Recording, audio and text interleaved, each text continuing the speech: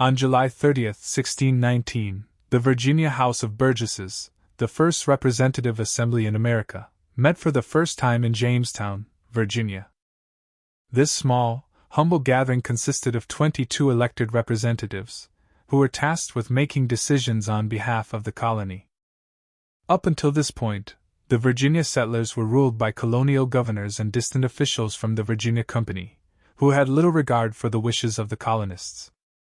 The settlers had little say in their own governance, and as tensions grew, the idea of an elected assembly gained traction. It was in this humble setting that the first steps toward American democracy were taken. By the mid-1700s, the Virginia House of Burgesses was no longer just a local assembly. It became an important political body pushing for American independence. Key figures such as George Washington, Thomas Jefferson, and Patrick Henry used this assembly to voice their concerns about British rule.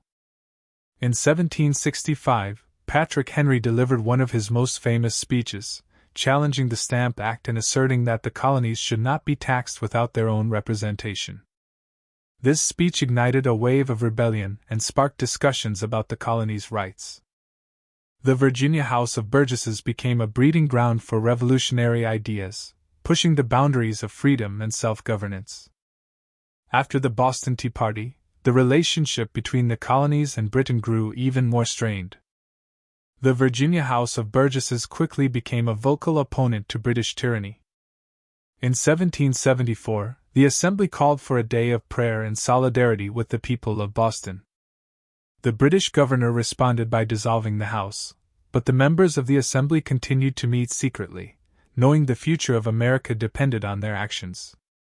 They formed the First Virginia Convention, which later led to the appointment of delegates to the First Continental Congress.